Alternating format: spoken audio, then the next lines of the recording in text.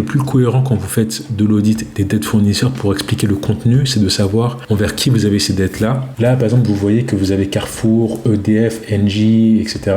Ce qui est intéressant, c'est plus de savoir quel est le top 10 des fournisseurs cette année versus l'année dernière pour identifier et demander aux clients quels sont les fournisseurs qui ont varié et puis surtout pourquoi. Donc là, on va s'occuper de faire un top 10 N, un top 10 N-1. On va avoir les variations et ensuite on va faire l'entretien avec le client pour qu'il nous explique pourquoi ça varie. Donc, pour faire le top 10 du compte des fournisseurs, le plus rapide, c'est de faire un TCD. Je vais vous montrer comment j'ai l'habitude de le faire. Donc, vous devez du coup reprendre votre tableau. Moi, je rajoute une colonne source. Et là, je précise si ma source vient de N ou de N-1. Là, je reprends N-1.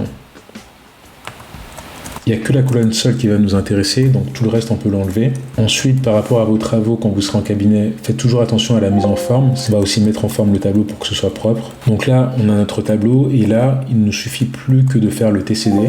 Pour vous montrer le TCD doucement, vous allez dans Insérer, Pivot Table et From Table Range. Donc en français, vous allez avoir le même chemin pour le retrouver. Ensuite, vous insérez votre TCD où vous le souhaitez.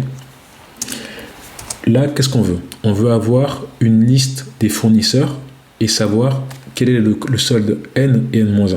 Donc, en ligne, on veut les fournisseurs et en colonne, on veut le solde N et N-1. Donc, pour ce faire, c'est simple. Les fournisseurs, on sélectionne, on le met en ligne. Ensuite, en colonne, on mettra la source N et N-1. Et le solde, je le mets en valeur pour que ça affiche les montants. Donc là, on a le top 10, on a la comparaison des fournisseurs. Je vais juste le filtrer, le trier par solde pour avoir les montants les plus importants. Et vu qu'on est sur des soldes créditeurs, étant donné que c'est un compte créditeur, on va prendre du plus petit au plus grand. Donc là, j'ai mon top 10.